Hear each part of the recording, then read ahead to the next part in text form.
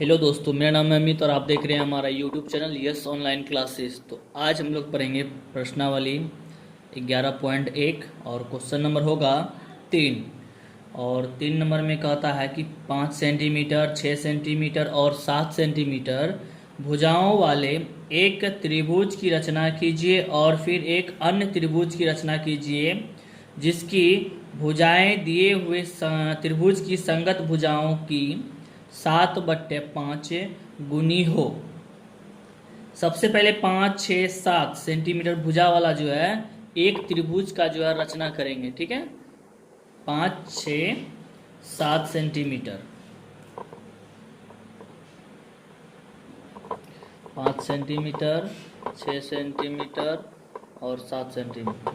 ठीक है, इससे हम लोग एक त्रिभुज का रचना करते हैं। सबसे पहले 5 सेंटीमीटर का लेंगे। 5 हमारा यहाँ पे है, यहाँ बूंदा डालते हैं एक जीरो पे डालेंगे बूंदा, फिर इसको मिलाएंगे। हाँ, ये हो गया 5 सेंटीमीटर का। इसका नामकरण करेंगे ए बी होगा। उसके बाद क्या करेंगे, ए पर से 6 सेंटीमीटर का जो है एक चाप काटेंगे इससे। ठीक है ना, डिवाइडर जिसको बोलते हैं, चाप बोलते हैं। इससे जो हम लोग कितना काटेंगे, 6 काटेंगे। 5 का हो गया, 5 सेंटीमीटर लंबा एक रेखाखंड ले लिए हैं। देखिए 6 कैसे नाप रहे हैं। ठीक है, 6 सेंटीमीटर का है ये। अब यहां से बैठा के काटेंगे। ठीक है, फिर कितना है, 7 सेंटीमीटर है, फिर 7 सेंटीमीटर नापेंगे।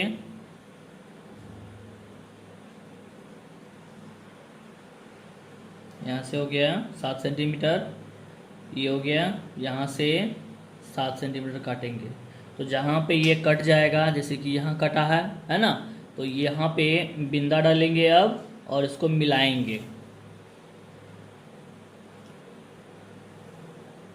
ठीक है, और इधर से भी मिलाएंगे।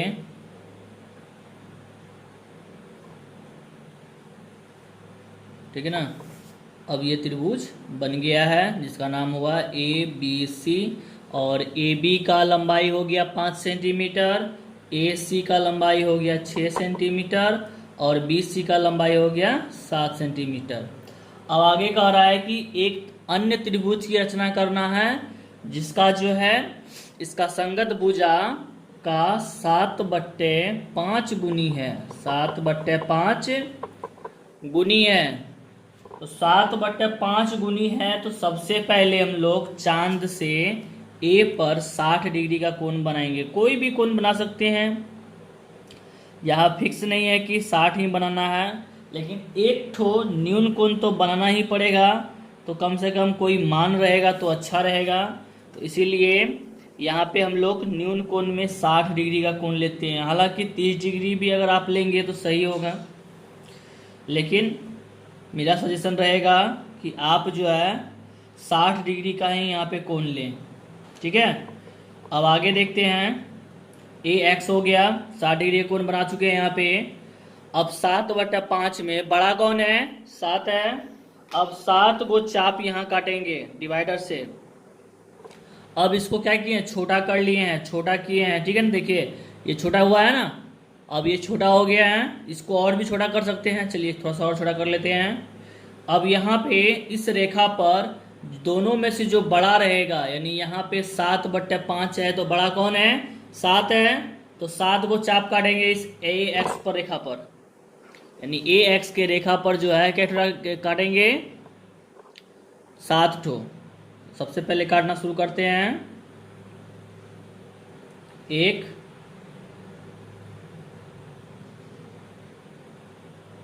2, 3, 4, 5 वाला होगा नहीं है ना, इसको ठीक से कर लेते हैं। 5, 6, यहाँ 7 हो गया, 7 को। अब इसका नामकरण करेंगे A1, A2, A3, A4, A5, A6, A7। तो अब फिर क्या करेंगे, नीचे का जो संख्या रहेगा, बताए थे कि नीचे जो भी संख्या रहे तो उसको मिला देना है बी से। तो नीचे वाला संख्या 5 है तो A5 वाला को बी से मिला देना है।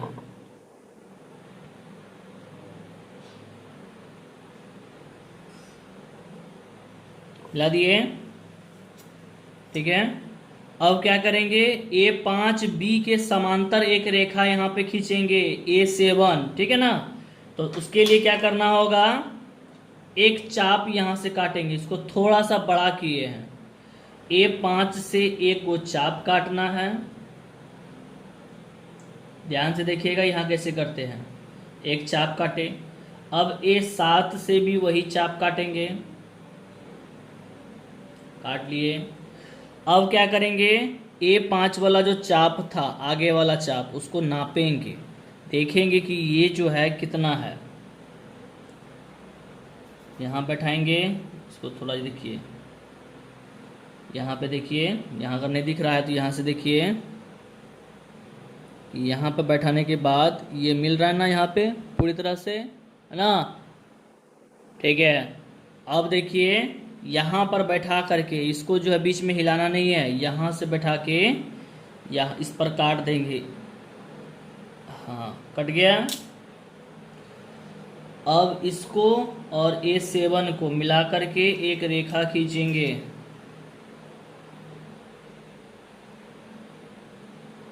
डॉट डॉट वाला, ठीक है ना, इस तरह का,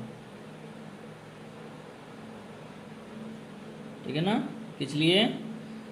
अब जो है इस रेखा को बढ़ाएंगे, ए बी रेखा को बढ़ाएंगे, तभी जा करके ये पता चलेगा ये कहाँ मिल रहा है। देखिए बी डैश पर मिल रहा है, ठीक है ना। तो A5 और B के समांतर एक रेखा खींचे हैं, A7 और B डैश, ठीक है। अब आगे चलते हैं, यहाँ से फिर इसके समांतर BC के समांतर एक रेखा जो है यहाँ भी खींचेंगे। उसके लिए फिर एक चाप काटेंगे यहाँ से, फिर यहाँ से बैठा काटेंगे एक चाप, फिर इसको नापेंगे, नाप लिए, फिर यहाँ से बैठा काटेंगे, ठीक है, कट गया। अब जहाँ कट गया उसको बूंदा मारेंगे, अब फिर इसको मिलाएंगे।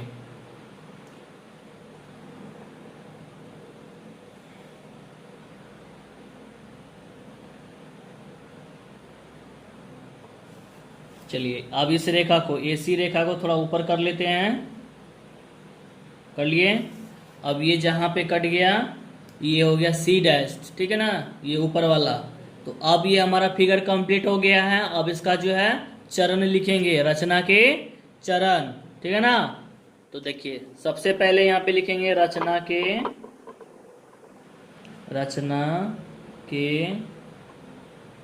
चरण। नंबर 1 में लिखा जाएगा कि AB बराबर जो है कितना सेंटीमीटर का एक रेखा खींचे थे। AB नंबर 1 में AB बराबर 5 सेंटीमीटर का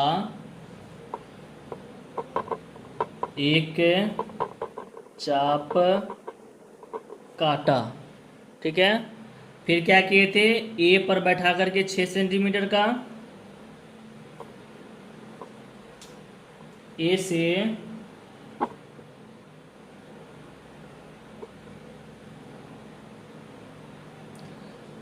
A से 6 सेंटीमीटर तथा B से 7 सेंटीमीटर का चाप काटा, जो C बिंदु पर यहाँ पे आके कटा था, C बिंदु पर कटा। उसके बाद क्या किए थे, C को A से और C को B से, C को A तथा B से मिलाया, ठीक है। इस प्रकार त्रिभुज ए बी सी की रचना हुई। तो पहला क्लियर हो गया। अब दूसरा देखिए, फिर क्या किए थे, ए को जो है केंद्र मान करके 60 डिग्री का कोण खींचे थे यहाँ पे न्यून कोण के बदले में ना। ए को केंद्र मानकर 60 डिग्री का कोण बनाया और ए एक्स रेखा खींचा। तीसरा में क्या किए थे, ए एक्स रेखा पर जो है 7 गो चाप काटे थे। ए एक्स रेखा पर 7 मतलब कि जो बड़ा रहेगा बड़ा 7 चाप काटा। उसके बाद काटा, इसके बाद क्या किए थे, इसके बाद 7 को काटने के बाद क्या किए थे, A5 को यानी 5 जो कि छोटा है ना, लिखेगा ना, लिखना पड़ेगा यहाँ पे छोटा है, उसे B से मिलाया। चौथा नंबर में क्या किए थे, A5 B समांतर एक रेखा खींचे A7 B डैश, जो ए बी को बढ़ाने पे कहाँ कटता है, जो ए बी को बढ़ाने पर बी डैश पर कटता है। क्लियर, यहां तक क्लियर हो गया है। अब इसके आगे देखिए, बी सी समांतर बी डैश सी डैश है ना, ये रेखा और ये रेखा के समांतर है, ठीक है ना। B C dash B dash C dash है ना, जो ए सी को बढ़ाने पर है ना, ए सी को बढ़ाने पर सी डैश पर कटता है। तो कटता है इस पर, इसलिए अतः लिखेंगे, अतः त्रिभुज ए बी सी समरूप त्रिभुज A B dash C dash. हो गया आंसर हमारा, और रचना का चरण भी लिखा चला गया है। ठीक है, अब जो है हम लोग अगला क्वेश्चन पढ़ेंगे। ये हमारा क्वेश्चन था कितना नंबर का, 3 नंबर का प्रश्न था। ये हमारा 5 नंबर का जो है, ये जितना भी हम लोग अभी पढ़ रहे हैं रचना के चरण या रचना, ये हमारा 5 अंक वाला प्रश्न है। ठीक है, इसको अच्छे से सॉल्व करना है, इसको एक बार 2 बार रिवाइजिंग कर लेना है। ठीक है ना, चलिए अब आगे मिलते हैं हम लोग नेक्स्ट वीडियो में।